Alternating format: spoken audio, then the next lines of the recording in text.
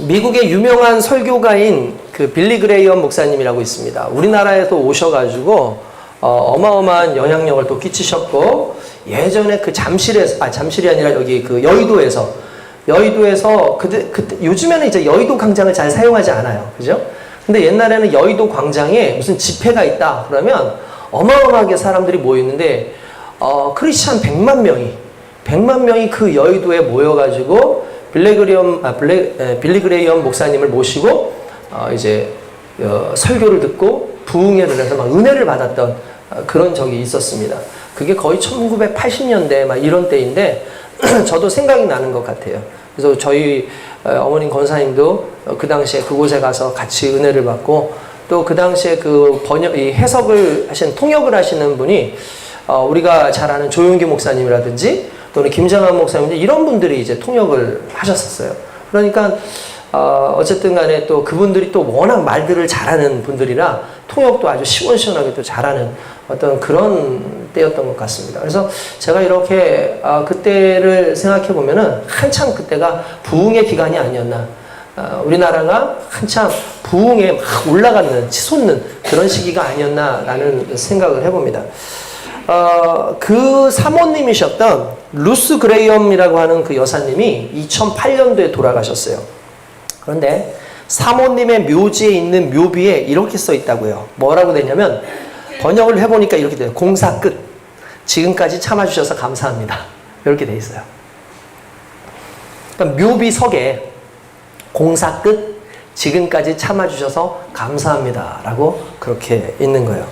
그러니까 오래전에 그 두 부부가 드라이브를 했는데 공사가 끝난 도로를 지나던 중에 저 팻말을 보고는 사모님께서 저 말을 자기의 묘비에다가 반드시 이렇게 새겨달라고 이야기를 했다는 거예요.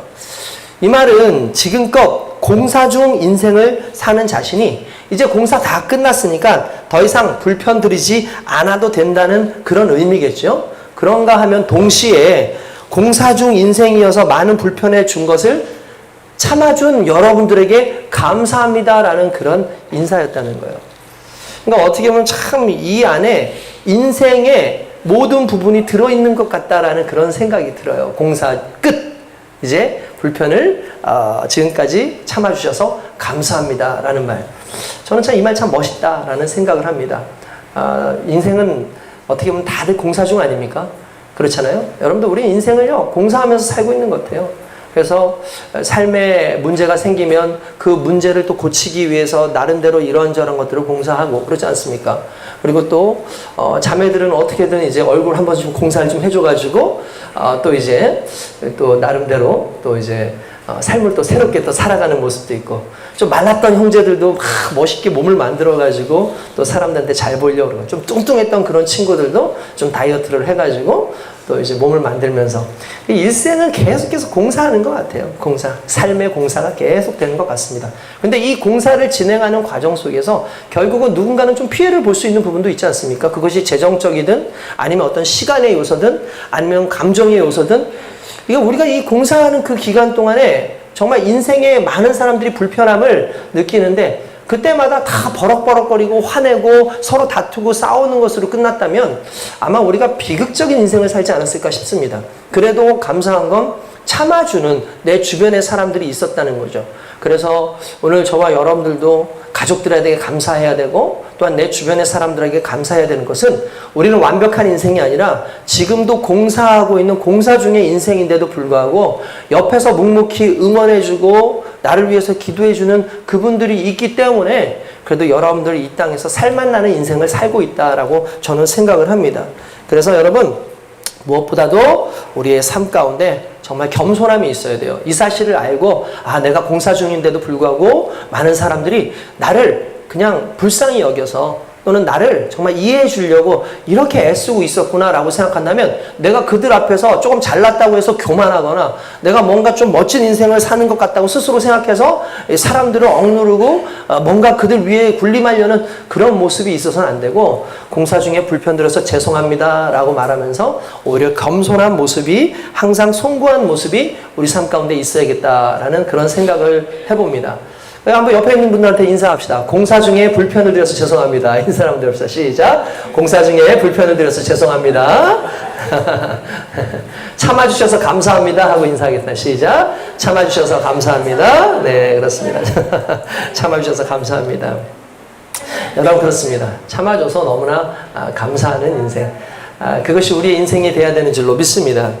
그런데 오늘 본문에 보면은, 실은 오늘 본문을 읽지는 않았지만 본문 18장, 열왕기상 18장 전체의 내용을 통틀어 보면은 거기에 아하방이라고 하는 한 왕이 나오는데, 우리가 너무나 잘 아는 이스라엘에서 가장 악독했던 왕이다라고 불렸던 아하방이 등장하는데, 그 사람은 자신 때문에, 그리고 자기뿐만 아니라 자기가 통치하는 그런 모든 것 속에서 자기도 힘들지만 전체적으로 나라 자체가 상당히 힘들고 어려움, 불편과 괴로움을 주면서도 그것이 자기 때문이라는 것을 생각하지 못하는 내용이 나와요, 실은. 우리가 잘 알고 있는 엘리야, 너무나 멋지, 많은 사람들이 엘리야 그러면 최고의 선지자로 여깁니다. 이스라엘 사람들도 모세 다음에 최고의 선지자가 누구냐 그러면 엘리야라는 말을 많이 할 정도로 엘리야가 상당히 대단한 선지자예요. 그런데 이 엘리야가 살던 그 시절 아하방이 다스리던 시대였죠. 이 아하방이 다스리던 그 시대에 우리가 잘 알다시피 북이스라엘은 상당히 많은 발전들이 있었습니다. 그래서 실제로 아하방의 그 활약도가 고대 근동 비문에까지 이렇게 쓰여져 있어요. 그래서 고대사를 연구하는, 고고학을 연구하는 분들이 연구를 하다 보니까 이스라엘에서 아하방의 치세와 업적이 이렇게 드러난 비문들을 발견한 거예요. 그 내용들을 보니까 정치, 경제, 외교 등의 아주 탁월한 업적을 나타내고 있었던 것을 전체적인 것에서 볼 수가 있었던 거예요. 그러니까 어떻게 보면은 백성들 상황에서는 상당히 위대한 왕이었다라고 말할 수 있었는데, 성경의 평가는 하나였어요. 하나님은 얘는 최악이었다. 얘는 하나님을 사랑하지 않았다.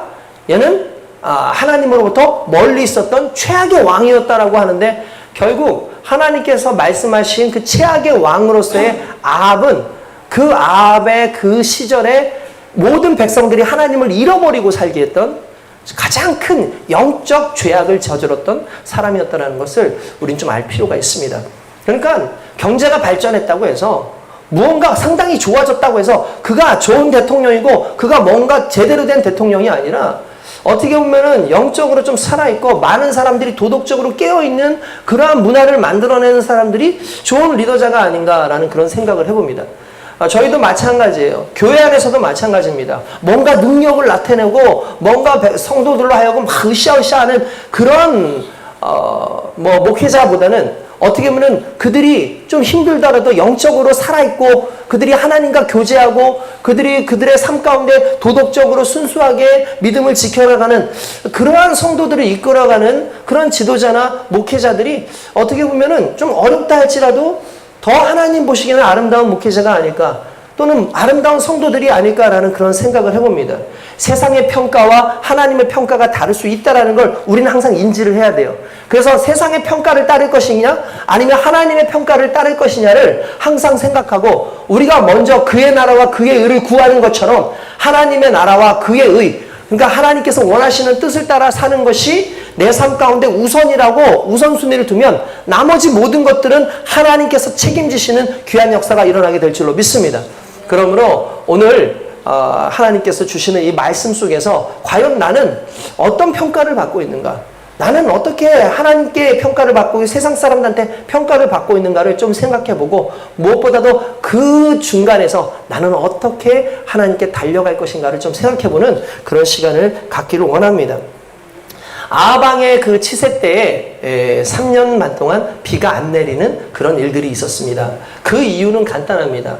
아합은 당시에 지금 두로와 시돈이라고 하는, 지금으로 치면, 옛날로 치면은 페니키아고 지금으로 나라를 치면 레바논이에요. 레바논 그 지역이 옛날에 페니키아였습니다. 그러니까 페니키아에서부터 나온 글자가 있어요. 그게 뭐죠? 네? 페니키아에서부터 나온 게 알파벳이에요. 우리가 잘 아는. 미국에서 그 영어에 쓰이는 그 알파벳의 시초가 실은 페니키아에서부터 나왔는데, 페니키아를 간단하게 표현하면 가나안입니다. 가나안이라는 말이 페니키아예요. 그러니까 페니키아라고 하는 말, 성경에는 베니게 이렇게도 나오는데 페니키아에 있었던 나라 두로와 시돈, 아주 큰 성이었고 도시국가였기 때문에 그 당시엔 두로와 시돈이 말 그대로 그 페니키아의 수도였다. 뭐 이렇게 보면 되는데 그곳에 공주였던 유명한 사람이 있습니다. 이세벨. 이세벨이라고 하는 사람이 이 북이스라엘의 아합과 결혼을 해요. 우리가 잘 알다시피 당시의 결혼이라는 것은 하나의 정책적으로 외교적으로 중요한 행사였습니다.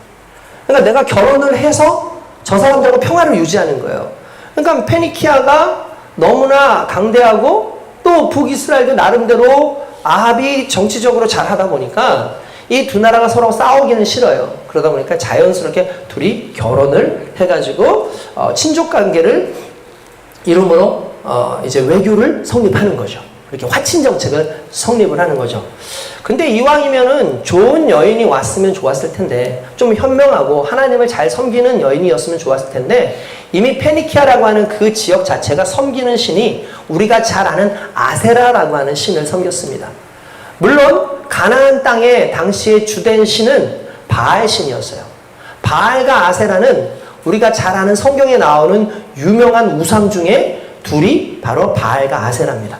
근데 바알 신은 거의 무엇을 주관하냐면 하늘을 관장하고 번개를 관장하고 비를 관장하는 신이었어요. 이쯤 되면 생각나는 우리 그리스 신화에 누가 생각납니까? 네, 제우스가 생각나죠. 당시에 여러분들 우리가 알아야 되는 게 당시의 고대 근동사회의 문화가 비슷비슷했어요. 그리스도 그리고 이탈리아 쪽인 그 로마도 그리고 고대 근동사회에 있던 것도 대부분 태양 섬기는 신이 있었고 그리고 하늘의 신이 있었고 땅의 신들이 있고 뭐 이런 식으로 신들이 비슷비슷해서 이름만 다를 뿐이지 유독 다들 비슷한 신들을 섬기는데 정말 놀라운 건 여호와 하나님이라고 하는 그 한 분은 아주 독특해요. 아주 유일해요. 그래서 수많은 비슷한 신들 가운데에서도 우리 하나님이 한 분이다라고 하는 이유는 하나님은 어떠한 민족에게도 섬겨지는 그런 대상이 없어요. 그런 대상이 아니에요. 오직 이스라엘 백성들만 인격적으로 만나서 직접 그들을 이끌어주시는 아주 정말 이스라엘 백성들을 자녀처럼 이끄셨던 그 하나님이 바로 우리가 섬기는 여호와 하나님이었다는 거죠. 그런데 당시에 있었던 고대 근동사회에 있었던 그 신들은 백성들을 다스리고 그들과 함께하는 신이 아니라 대부분 백성들을 압제하고 그들에게 뭔가 공포를 심어주는 그런 신들이었어요. 그러니까 그런 신들한테 절을 해야 되고 제물을 드려야 되고 그래야지만 자기들이 복받을 수 있다라고 생각을 했던 그 문화 속에서 어떻게 보면은 가나안 땅, 지금의 그 페니키아나 이스라엘 그 북부 지역의 그 땅은 철저하게 우상이 만연했던 바알 신이라든지 아세라 신이 다스렸던 그런 세계였다라고 보시면 된다는 거예요. 근데 더 가슴이 아픈 건 뭐냐면 북이스라엘도 남이스라엘도 원래는 한 뿌리잖아요. 그래서 그들이 섬기는 신은 여호와 하나님 아니었습니까? 근데 그들이 그 땅에 정착을 하면서 그들이 점점 농경 문화권으로 바뀌기 시작해요. 광야에 살 때 그들이 농사를 지을 수 있습니까? 없잖아요. 그러니까 농사를 지을 수 없지만 나름대로 뭔가 생산할 수 있는 게 있었는데 그게 뭐예요? 목축업이에요. 우리가 잘 아는 양이라든지 소라든지 이런 것들을 몰고 다니면서 옮길 수 있었기 때문에 이스라엘 사람들은 농업이나 이런 거에 뭐 중요시 여기지 않는 상황 속에서 갑자기 이스라엘 사람들이 가나안 땅에 오니까 그때부터 농사를 지어야 되는 거예요. 그러니까 농사를 지어야 되는데 여전히 하나님을 섬기고 하나님을 바라봤으면 괜찮은데 그 땅에 와보니까 거기에 있는 많은 사람들이 섬기는 신들이 바알 신이고 아세라 신이고 그들은 비를 관장하고 이 아세라 같은 경우는 땅을 관장하고 풍요와 다산을 만들어주는 그런 신이라고 해서 둘이 부부신이거든요. 바알과 아세라는. 그러니까 그 부부신을 섬기는 그런 행위들이 있다 보니까 이스라엘 백성들이 점차 거기에 녹아들면서 어느 순간부터 하나님을 버리고 그 바알과 아세라를 섬기는 이런 문화가 있었다는 거죠. 그 중에서도 우리가 잘 알고 있는 이 이세벨이라고 하는 여인은 아세라를 섬기는데 상당히 심취해 있었던 사람이었어요.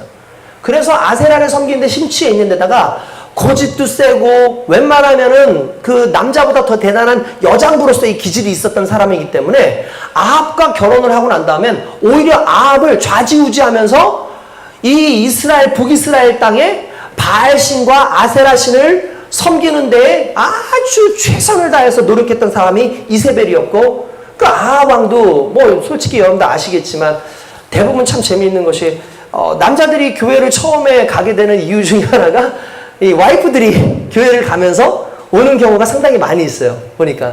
그러니까 아내들이 이렇게 신앙생활에 대해서 종용을 해서 이 남자들은 사실 솔직히 좀 많이 좀 따라가는 편인 것 같아요.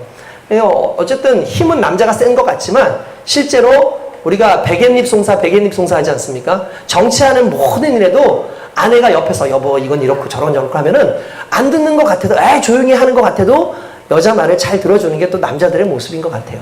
그러니까 아합 왕도 정치적으로도 그렇고 이세벨의 그 기운에 눌려서 이세벨의 말을 듣고 그냥 말 그대로 그 이스라엘 북이스라엘을 거의 바알과 아세라의 천지로 만들어 놨다라는 거죠. 그러다 보니까 하나님께서 화가 나셨어요. 정말 속상하시죠. 그들에게 깨달음을 주려고 그들에게 깨우치게 하려고 하나님께서 엘리야라고 하는 한 선지자를 보냅니다. 그래서 그 엘리야를 통해서 이스라엘 백성들을 깨닫게 하고 왕이 섬기는 그들의 신이니까 그들도 섬겨요. 그렇지만 한 가지 중요한 건 이스라엘 백성들은 그렇다고 하나님을 버린 건 아니었어요. 여전히 민간신앙처럼 하나님이라고 하는 토대 위에 그 이스라엘 사람들이 섬기고 있던 그 바알신을, 그 이방신들이 섬기고 있는 그 바알신을 섬기는 그런 이중적인 행동을 해왔다라는 거죠. 하나님께서 화가 나셨어요. 그래서 어떻게 합니까? 3년 반 동안 비를 내리지 않게, 3년이 넘는 그 기간 동안 비를 내리지 않게 합니다. 엘리야가 그렇게 저주를 했어요. 앞으로 비가 오지 않을 것이다! 라고 저주를 했습니다. 그러니까 진짜 비가 오지 않아요. 그러니까 아합이 화가 났어요. 이것은 엘리야가 저주를 했기 때문이다. 그를 잡으면 반드시 죽이리라. 그러고 모든 백성들한테 누구든지 엘리야를 보면은 나한테 신고를 해라. 그리고 만약에 그를 숨겨주는 자가 있다면 반드시 죽이겠다라고 얘기합니다. 그러던 상황에서 아무리 찾으러 다녀도 하나님께서 엘리야를 사렙다 가부를 통해서 이제 또 섬기게 하고 멀리 도망가게 해서 그를 살려주시죠. 그러다가 때가 됐어요. 이제 하나님께서 이제 네가 아합을 만날 때가 되었다. 가라라고 합니다. 오베다라고 하는 아주 선한 그런 장관을 통해서 하나님께서 연결하기 위해서 아합을 만나게 하십니다. 아합을 만났습니다. 아합을 만나니까 아합이 첫 번째로 했던 말이 아까 전에 했던 그 말이에요. 너는 왜 나와 이 백성을 괴롭게 하느냐? 라고 얘기를 하는 거예요. 그러니까 너는 왜 나를 힘들게 하고 우리 백성들을 힘들게 하냐? 라고 막 짜증을 내는 거죠. 그러니까 엘리야가 뭐라고 하냐면 왕이셔 잘 들으십시오. 지금 이스라엘이 고통을 당하는 건 당신 때문입니다. 당신 때문에 지금 이스라엘이 고통을 당하고 있는데 왜 나 때문이라고 하십니까? 라고 얘기했다는 거죠. 그러니까 여러분 우리가요 항상 생각해야 되는 게 있어요. 고난에 있는 그 범주 안에 있을 때에 우리가 지금 생각해야 되는 건 뭐냐면 실제로 이 고난이 일어난 것은 실제로의 이 고난은 누구로 인해서 일어난 거예요? 분명히 네, 아합을 통해서 일어났어요. 왜냐하면 아합이 하나님을 떠났기 때문에 일어난 현상 아닙니까?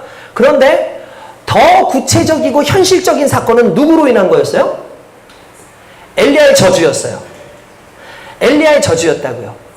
그러면 엘리야의 저주로 인해서 이렇게 상황이 안 좋게 됐다라고 하면 우리는 항상 무슨 생각을 하냐면 직접적으로 나에게 피해주는 그것이 나쁜 것이다라고 생각을 해요. 그래서 그걸 원망해요. 그리고 그것을 없애야 된다고 생각을 하는데 우리가 잊고 있는 것이 있어요. 그것이 그렇게 발생할 수밖에 없었던 그 이전의 가장 중요한 원인, 그것을 생각하지 않는다는 거죠. 여러분 우리 삶 가운데 병이 우리를 힘들게 한다고 쳐봅시다. 근데 그 병이 하나님이 항상 그렇게 하시는 것이 아니지만 우리가 불순종하고 우리가 하나님의 길을 온전히 가지 못하기 때문에 그 길을 막기 위해서 주신 병이라고 한다면 우리는 먼저 무엇을 생각하냐면 나와의 하나님과의 관계를 먼저 생각할 거예요. 그게 맞는 거예요. 근데 우린 그렇게 생각하지 않죠. 왜 내게 재수없게 이 병이 왔을까? 내가 뭘 어떻게 했길래 이 병이 왔을까? 병을 원망하고 병을 전달해 준 사람을 원망하는 것으로 거의 대부분 사람들이 그렇게 끝나죠. 근데 항상 중요한 건 우리 믿음의 사람들은요, 내 삶 가운데 일어나는 모든 현상의 그 첫 부분을 볼 것이 아니라 그 현상이 일어나는 그 이면의 부분, 하나님은 어떤 뜻이 있으셔서 내게 이것을 주셨을까? 이 상황이 이루어지기까지 나의 상황은 어떤 것이었나를 좀 살펴볼 필요가 있다는 거예요. 그래서 하나님께서 오히려 이러한 모든 것에 필요한 말씀으로 우리에게 끊임없이 주신다는 거죠. 그래서 저와 여러분들이 깨달아야 되는 것은 그겁니다. 내 현실 속에서 이 현상이 아니라 이 현상이 일어나게 하는 그 모든 것 속에 뒤편에 움직이시는 하나님의 역사가 무엇인가, 하나님의 뜻이 무엇인가를 늘 살펴야 돼요. 그러려면 하나님께 민감해야 돼요. 하나님께 민감하려면 하나님의 뜻을 따라야 돼요. 하나님의 뜻을 따르려면 하나님의 뜻이 무엇인지를 알아야 돼요. 그러면 무엇보다 가장 중요한 건 기도와 말씀인 거죠. 우리가 기도하고 아뢰며 하나님께서 주신 그 말씀으로 말미암아 하나님이 원하시는 삶은 이거구나 라고 생각하고 달려가야 되는데, 어떻게 보면은 아합이라고 하는 위대한 왕도 자기가 무언가를 하기 전에 하나님 앞에 물어보기보다는 당장에 외교적으로 저 여인과 결혼하면 좋겠다라고 해서 결혼하니까 그가 믿는 사람인지 또는 그가 믿지 않는 사람인지 그가 어떤 사람인지 신경 쓰지 않는 그 내용이 나오지 않습니까? 뿐만 아니라 다양한 부분으로 봤을 때 그 아합은 하나님을 따르기보다는 편리하고 좋고 위대하고 강대한 것을 구하기 위해서 하나님이 기뻐하시지 않는 짓들을 다 하는 그런 모습들을 보면서 오늘 우리의 삶 가운데 결국 아합은 우리가 아닌가를 생각해 봐야 된다는 거예요. 내가 혹시 아합은 아닌가? 내가 혹시 아합처럼 살고 있는 것은 아닌가? 내가 정작 내 상황에 있는 이 모든 것 불평과 원망을 했지만 이 뒤에 있는 하나님의 선하신 뜻, 내가 무언가 잘 되고 있다면 하나님께서 이 잘 되고 하시게 하는 그 뜻이 무엇인가 있지 않을까라는 걸 생각해 보는 가장 근본적인 것을 생각하는 좀 믿음의 모습이 있어야 될 줄로 믿습니다.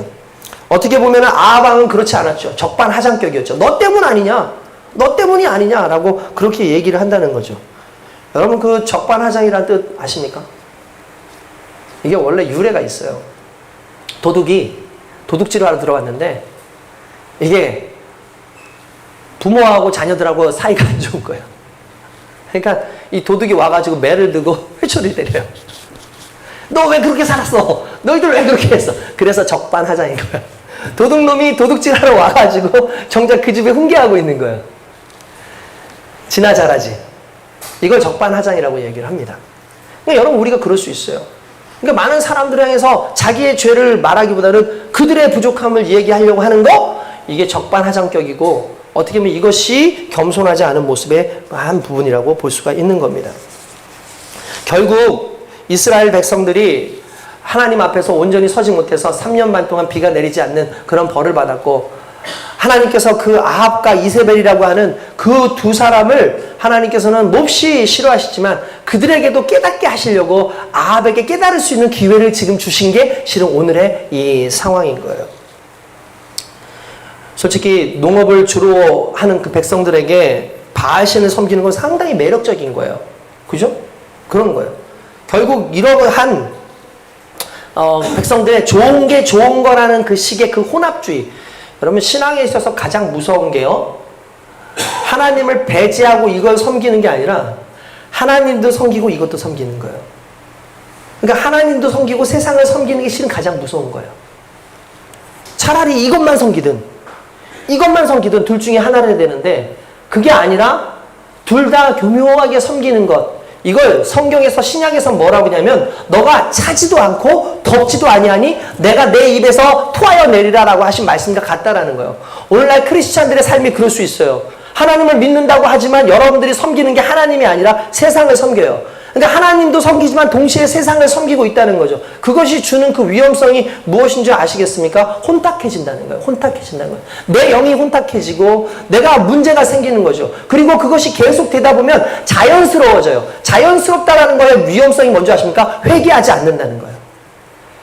차라리 내가 잘못된 길을 걸어갔다면 그것은 항상 회개할 수 있는 근거가 됩니다. 그런데 내가 제대로 가고 있다고 착각을 하고 있고 그것이 혼탁하게 이렇게 있다 보니까 얘도 섬기고 얘도 이것도 섬기고 하면은 뭐 그것이 문제가 되지 않겠어라고 생각하는 것은 돌아올 기회마저도 생각하지 않는다는 거예요. 그게 가장 무서운 거죠. 이스라엘 백성들이 그런 상황이었고 그런 혼탁함이 주는 상황 중에 가장 큰 게 뭔지 아십니까? 머뭇머뭇이에요. 오늘 우리 본문 한번 읽어봅시다. 다시 한번. 여러분들 오늘 본문 한번 같이 한번 다시 한번 읽어봅시다. 이 이스라엘의 백성들에게 엘리야가 외쳤던 한마디 같이 21절 같이 읽어봅시다. 시작. 엘리야가 모든 백성에게 가까이 나아가 이르되 너희가 어느 때까지 둘 사이에서 머뭇머뭇하려느냐. 여호와가 만일 하나님이면 그를 따르고 바알이 만일 하나님이면 그를 따를지니라 하니 백성이 말 한마디도 대답하지 못하더라. 여러분 머뭇머뭇한데요. 왜 그렇습니까? 이게 말 그대로 좀 혼탁해진 거예요. 구분이 안 가는 거예요. 무엇이 옳은 것인지 무엇이 그른 것인지. 그러면서 이 사람들은 맨 마지막에 이 사람들한테 알겠습니다 라고 대답하는 게 아니라 아무도 대답하지 아니하더라. 무슨 말입니까? 엘리야의 말과 그들의 답은 서로 달랐다는 거예요. 이걸 섬길 거면 이거 섬겨. 하나님 섬길 거면 하나님 섬겨. 그 말에 대답하지 않는다는 거. 아니 난 둘 다 섬길 건데를 여전히 고집하는 거. 여러분 우리가요 신앙생활을 할 때 위기가 언제 오느냐 하면 회개의 시간을 줬을 때 회개하지 않는 거예요. 문제가 터지고 우리 삶 가운데 이것이 아니다라는 것을 알게 되는 시간이 오는데도 불구하고 그것을 선택하지 않는 게 실은 가장 위험한 길인 거예요. 오늘 저와 여러분들이 그런 삶을 살고 있지 않나라는 걸 좀 생각해 봐야 된다는 거죠. 혼탁되어지고 혼합되어진 그 삶 속에서 하나님께서는 엘리야를 보내시죠. 근데 엘리야를 보내신 이유가 있습니다. 심지어 엘리야는 이렇게 얘기합니다. 좋다! 그럼 이렇게 하자. 너희가 이렇게 하는 이유는 누가 참신인지 몰라서 그러는 거 아니냐. 그러면 누가 참신인지를 밝혀보자. 전국에 있는 바알신과 아세라신을 섬기는 그런 제사장들을 불러라. 불렀어요. 불렀더니 아세라신을 섬기는 사람은 400명, 그리고 바알신을 섬기는 제사장은 450명입니다. 850명인 거죠. 그리고 그들에게 내기를 합니다. 지금부터 우리가 내기를 하자. 지금부터 여기에 제단을 쌓고 제단에다가 재물을 올려놓자. 밑에 나무들도 올려놓자. 그리고 제사를 드리자. 그래서 참 하나님이 누군지를 발견하자라고 얘기합니다. 근데 이렇게 얘기하죠. 그런데 대신 조건이 있다. 그냥 불을 붙여가지고 신이 나타나는 거 그거 말고 불을 만드시는 하나님, 불을 주셔서 만드는 신이 아니라 불을 만드시는 하나님, 그분이야말로 참 하나님 아니냐 이런 거죠. 그러니까 불을 지펴가지고 우리가 만들어내는 하나님이 아니라 직접 불을 내리실 수 있는 그 하나님이 누군지를 발견해 보자는 거였어요. 여러분, 우리가 하나님을 믿고 하나님을 섬길 때 가장 근원적인 게 그거예요. 나의 삶을 통해서 어떻게 하나님이 드러나는지가 중요한 게 아니라 나의 삶 가운데 나와 상관없이 나를 만드시는 그 하나님의 임재하심을 구하는 게 우리의 첫 번째 순서라는 거예요. 이해되십니까? 그러니까 내가 어떤 행동을 통해서 그걸 통해서 하나님이 드러나는 것이 중요한 것이 아니라 우리의 인생은 실은 나를 통해서 드러나는 하나님이 먼저가 아니라 나를 창조하시고 나를 지으시고 나와 역사하시는 그 하나님 내게 임함으로 말미암아 일어나는 그 불과 같은 역사가 실은 우리에게는 가장 중요한 첫 번째 사건인 거예요. 그걸 제안한 거죠. 이걸 누가 할 수 있느냐? 세상은 할 수 없는 일을 하나님은 하신다라는 걸 보여주는 사건이 바로 그 사건이었던 거예요. 그래서 그렇게 얘기합니다. 재물을 놓고 거기다 불을 한번 내보자. 그렇게 얘기를 합니다. 말 그대로 850대 1에 맞짱을 뜨는 거예요. 그죠? 850대 1. 그 말은 무슨 말이냐면 850명의 사람과 한 명이 싸우는 거지만 우리가 잘 아는 것처럼 세상에는 수많은 우상들이 있고 세상에는 수많은 신들이 있다고 하지만 참신은 한 분이기 때문에 숫자로 싸우는 것이 아니라 진리와 싸우는 거예요. 숫자로 싸우는 게 아니라 다수결로 싸우는 게 아니라 참된 것으로 싸우는 거예요.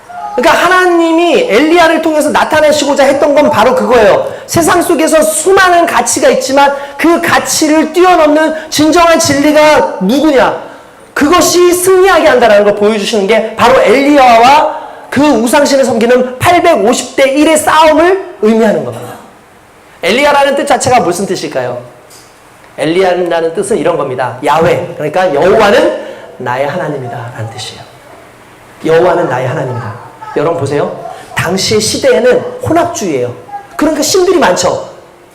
여호와도 나의 신이고 바알도 나의 신이고 아세라도 나의 신이고 다곤도 나의 신이고 이런 모든 신들이 다 내가 섬기는 신이다. 그러니까 그 당시에는 신들을 무시하지 않았어요. 내가 섬기는 신이 아니라고 해서 저 사람들이 섬기는 신들을 무시하지 않았어요. 왜냐하면 그들 사회에서는 모든 게 다 신이에요.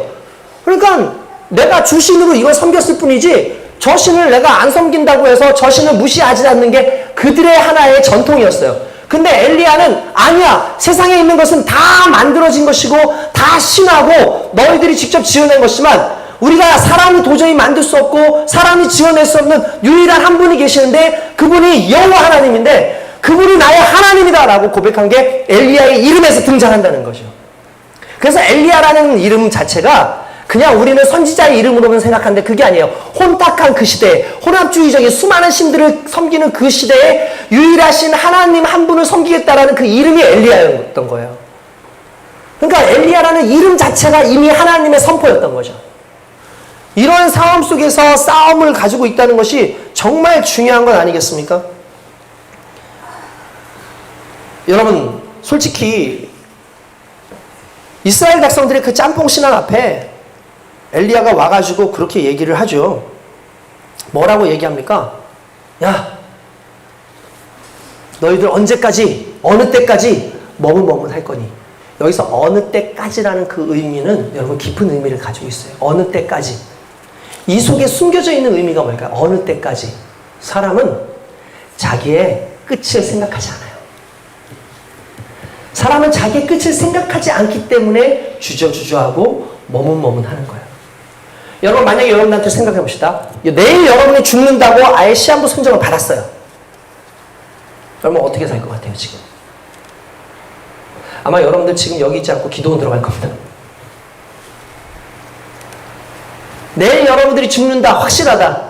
그럼 아마 여러분들 지금 이러고 있지 않을걸요? 제가 오늘 여러분들한테 설교 한 3, 40분 어쩔 땐 50분 할 수 있겠지만 요 정도 하고 끝나면 목사님 50분 설교를 하세요 그럴지 모르겠지만 오늘 제가 여러분들한테 요 정도 했는데 여러분들이 만약에 내일 죽을 것 같다면 이렇게 얘기해요. 목사님 한 번 더 예배 드려주세요. 목사님 한 번 더 예배 드려주세요. 목사님 저를 위해서 한 번 더 기도해주세요. 알겠습니다. 제가 한 5분만 기도. 아니야 목사님 1시간도 좋고요 2시간도 좋고요 그렇게 얘기할 거예요.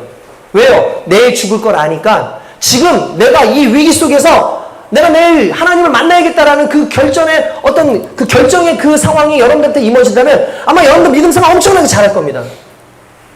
근데 언제 여러분들이 죽을지 모르니까 항상 미지근해요.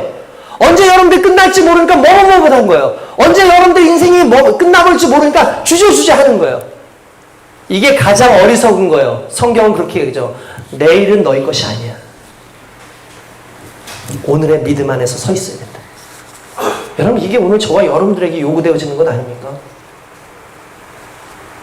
그때 그 하나님을 섬긴다는 거 정말 중요한 거 아닙니까? 많은 사람들은 그렇게 이야기할 수 있습니다. 많은 사람들은 야, 왜 너희만 섬기는 그 하나님만 참 하나님이고 여기 있는 수많은 사람들 믿는 신은 왜 신이 아니냐? 이건 너무 교만하고 독선적인 거 아니냐? 라고 이야기할 수 있지 않겠습니까? 우리가 여기도 좋고 저기도 좋다면 만약 사람들은 그렇게 생각할 거예요. 이 사람 참 마음이 넓은 사람이네. 이 사람 진짜 괜찮은 사람이네. 이 사람 참 배타심이 없고 배려심이 많은 사람이구나 라고 아마 이렇게 얘기할 겁니다. 그런데 우리는요, 기독교는요, 하나님만 섬기는 종교이기 때문에 타 종교와 연합할 수 있는 게 아니에요. 그렇잖아요. 그럼 많은 사람들이 배타성 이야기하고 막 타종교 편협하다고 얘기하고 우리 보러 편협하다는 그런 얘기합니다. 그러나 분명한 사실은 진리는 하나라는 겁니다. 여러분 이게 어떤 거하고 똑같은 거냐면 이런 거예요. 여러분 시험 문제의 답이 1번이라고 할 때 다른 답을 쓴 것을 맞았다고 하지 않을 뿐더러 답이 하나라고 그 시험 문제가 배타적이라고 말하는 것, 이건 있을 수 없는 얘기죠.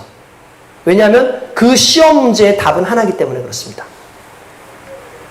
진리는 해답이 아니라 정답입니다. 달리 말하자면은 타협할 수 있는 게 아니에요. 이런 거죠. 시험 문제 답이 이건데 이것도 답으로 해주세요. 저것도 답으로 해주세요 하는 건 똑같은 말인 거예요. 그러나 애초에 시험 문제의 답은 그렇지 않다는 거죠. 간단하게 말하면 그런 거예요. 여러 신들을 섬기고 왜 그렇게 얘기하느냐 그러면 말 그대로 문제 자체를 이미 잘못 읽고 있는 거죠. 여러분 그렇습니다. 우리가 섬기는 하나님은 한 분이시고 그 하나님은 진리라는 사실, 그리고 그 진리이신 하나님을 정답으로 여기고 살아가는 것이 어떻게 보면 우리 인생에 있어서 가장 복된 인생을 살아가는 거예요. 많은 신들을 섬겨서 여러분들 우리가 잘 되는 것이 아니라 참 진리인 하나님을 섬김으로 말미암아 우리 인생이 제대로 살고 있다는 것, 이것이 저와 여러분들에게 주신 하나님의 복인 줄로 믿습니다. 이렇게 세 가지 신을 다 섬기는 그 짬뽕 신앙을 가지고 있는 북이스라엘 사람들, 실리를 생각하는 거죠. 또 예정을 생각하는 거죠. 혼합적인 그런 생각하는 거죠. 근데 왜 여러분들 이 사람들이 둘 사이에서 머뭇거리고 있었을까? 첫 번째가 이겁니다. 둘 다 얻겠다. 둘 다 얻겠다는 심리예요. 양쪽에서 다 잘 보여서 덕을 보겠다는 세상이죠. 세상 재미도 없고 하늘나라도 가겠다는 거예요. 그리고 향락도 하고 출세도 하겠다는 겁니다. 어떤 사람에게 밥과 술과 떡 중에 어느 거 먹겠냐고 물었더니 이렇게 얘기했대요. 술에 밥 말아서 떡으로 안주해서 먹겠다. 이렇게 욕심이 많아서 되겠습니까? 둘 다 가지겠다? 또는 누구에게나 다 좋게 대하는 것, 좋게 대하겠다는 생각을 하는데 그렇지 않습니다, 여러분. 어떻게 보면 이것이 좋아 보이고 또 다시 생각하면 저것이 좋아 보이는 거죠. 그렇지만 하나님 앞에서 우리는 세상과 겸하여 섬길 수 없는 하나님이시기 때문에 오직 하나님 한 분만을 믿고 따라가는 그 믿음의 확정이 있어야 된다는 거예요. 뭐의 확정? 믿음의 확정. 믿음의 확정이 없기 때문에 오늘날 흔들리는 거예요. 심리적 확정을 하는 거예요, 사람들은. 외교적 확정을 해요. 이익적 확정을 지어요. 그러니까 이것도 저것도 섬겨요. 근데 믿음의 확정은 배타성이 강하죠. 믿음의 확정은 오직 한 분만 믿는 거예요. 믿음의 확정이 없으니까 실리적 확정을 해요. 이것도 섬기는 거예요. 그 신들을 왜 섬겼어요? 바알도? 이 동네에서는 상당히 핫한 신인데? 아세라? 페니케에서는 상당히 유명한 신인데? 그래, 이것도 믿고 저것도 믿고, 야훼도 믿어보자. 광야 시절에는 야훼가 우리를 이끌었지만, 이 가나안에서는 또 그들이 또 우리를 이끌지 어떻게 하냐? 라고 하는 거죠. 뭐예요? 얍삭한 이익. 거기 있으면 좀 더 혹시 또 유익한 것을 얻지 않을까라는 것이 그것을 그렇게 마음을 확정짓게 하는 거거든요. 근데 하나님은 그걸 원하는 게 아니에요. 믿음의 확정을 원하는 거예요. 언제까지 머뭇거릴래? 언제까지 주저거릴래? 할렐루야. 그걸 믿고 달려가는 저와 여러분들 되시길 주님의 이름으로 축원드립니다. 여러분, 많이 모든 걸 잘한다고 해서 대단한 거 아니에요. 제가 보니까 그런 것 같아요. 재주 많은 사람이 의외로 성공을 못해요. 재주 많은 사람들이 성공을 할 것 같은데 재주 많은 사람들이 성공을 많이 못하더라고요. 왜냐하면 이것도 잘하고 저것도 잘하면 여러 가지로 하다 보면 모두 피상적이고 상식선에서 머물고 많아요. 그러니까 어떻게 보면은 이것도 잘하고 저것도 잘하면 이것도 저것도 다 할 것 같은데 아니에요. 이것도 저것도 다 못해요. 뭐 하나를 잡지 못하는 경우가 많아요. 우리 그런 애들 있잖아. 우리 애는 머리는 똑똑한데 공부를 안 해. 진짜 머리가 똑똑할 수 있어요. 근데 중요한 건 머리가 똑똑하면 할 줄 아는 것도 많으면 다 마음이 가 있기 때문에 하나에 집중하지 못하는 거예요. 마찬가지죠. 우리가 하나님 한 분만 믿고 살아가는데 제일 먼저 해야 되는 건 뭐냐? 하나님 외에 다른 것들은 일단 다 치워내야 돼요. 하나에만 집중하는 거예요. 이게 중요하죠.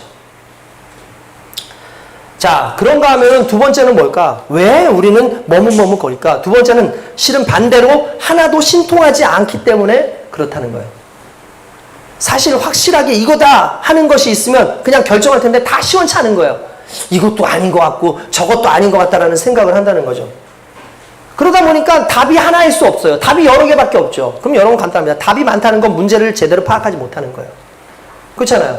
문제의 뜻을 정확하게 알면 답을 정확하게 뽑아내는데 문제가 뭔지 모르는 거예요. 왜 문제가 모르냐? 아까 전에 말한 거와 똑같은 거예요. 문제를 근원적으로 하나만 보는 거예요. 그 이면을 보지 않는 거예요.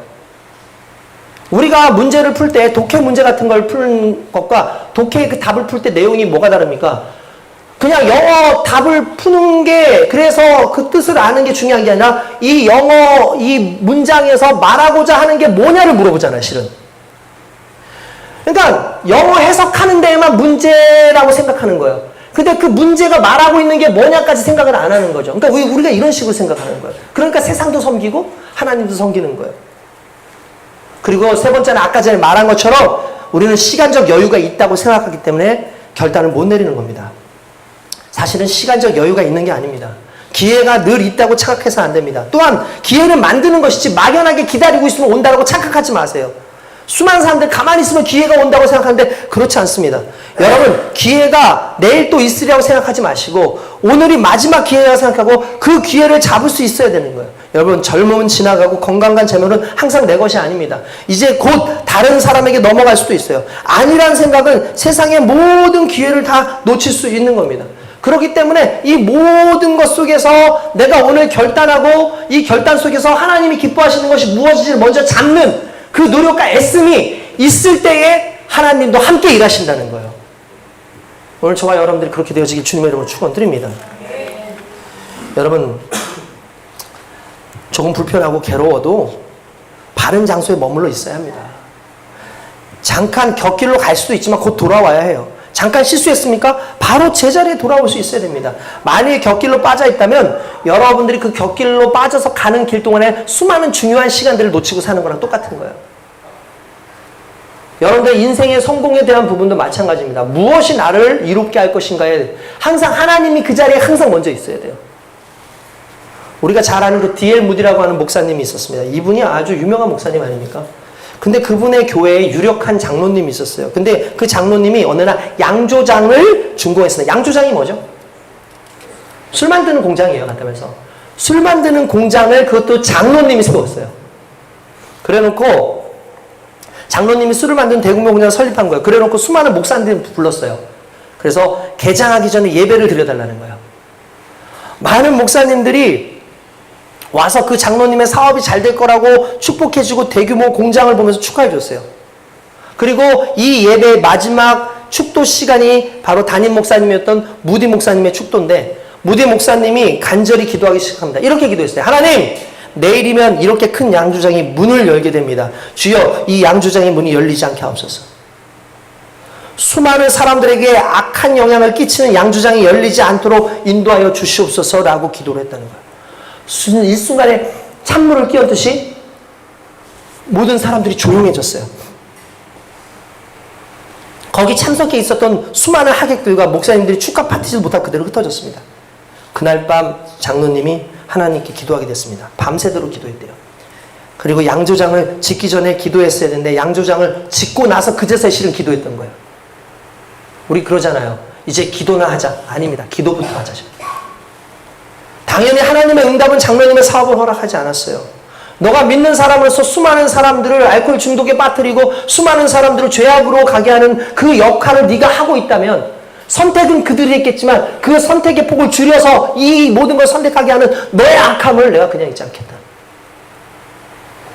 그 다음날 장로님이 무디 목사님 찾아서 양조장 문을 열지 않겠다고 하고 회개하고 그 양조장 털을 무디 목사님한테 교회에서 가장 선하게 사용해 주십시오 하고 드렸대요. 그래서 거기를 허물고 그 양조장으로 무디 신학교를 세워서 수많은 목회자들을 배출하고 그곳에서 죽어가는 수많은 알코올 중독자들을 하나님께로 돌이키는 역할을 했다는 거예요. 이익을 추구하거나 하나님의 뜻을 따를 수 없고 인간의 정을 고르려고 하면 하나님의 뜻을 정확히 선포하지 못할 수 있어요. 저도 그럴 때가 있어요.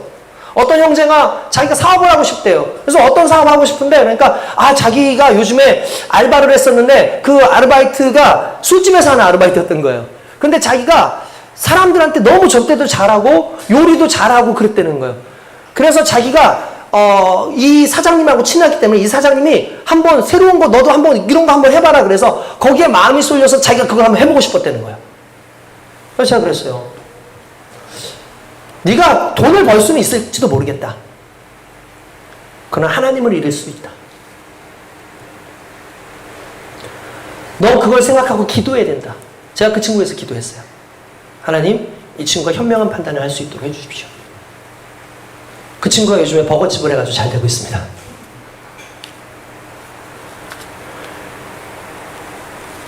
무엇이 하나님의 뜻인지 기도하고 그분이 원하시는 것. 전에도 말씀드렸죠. 하나님의 뜻 그러는데 하나님의 뜻이 뭐라고요? 하나님이 기뻐하시는 것. 그게 하나님의 뜻이에요. 그거 우리 알잖아요. 모르지 않잖아요. 뭐 하나님이 기뻐하시는지 알잖아요. 근데 자꾸 하나님의 뜻 그때 할게요. 하나님의 뜻을 알면 아니 하나님의 뜻은요 이미 우리에게 주어져 있어요. 하나님을 기쁘시게 하면 그게 하나님의 뜻인 거잖아요. 할렐루야. 완성되지 않아서 많은 불편함을 주는 존재로 그렇게 살다가 끝날 것이 아니라 조금씩 완성되어져 가고 지어져 가서 하나님께서 말씀하시는 것에 머뭇거림 없이 주님을 바라볼 수 있는 인생. 그것이 저와 여러분들의 인생이 돼야 될 줄로 믿습니다. 그래서 언젠가 여러분들이 살아가는 거에 그 주저거림이 많은 사람인데 저 사람처럼 살지 마. 저 사람처럼 살지 마의 모델이 아니었으면 좋겠어요. 저희 어머님 과거에 화나시면 맨날 아버지랑 하면 넌 너네 아버지처럼 살지 마. 너네 아버지처럼 살지 마. 그런 얘기를 많이 하셨어요. 근데 어느 순간에 듣다 보니까 물론 그렇게 살지 않는 것도 중요한데 그 당시에 중요한 거 우리 믿는 사람들은요 이렇게 살아야 돼요. 이렇게 살지 마가 우리의 인생의 주가 아니라 이렇게 살아. 믿음 안에서 살아. 하나님의 뜻을 위해서 살아. 하나님을 기쁘기 위해서 살아라는 말이 항상 우리를 증명하는 모습이어야 돼요. 그래서 사람들 앞에서 보여질 때 너는 아합처럼 살래? 엘리야처럼 살래? 너는 바알신을 섬기는 저들처럼 살래?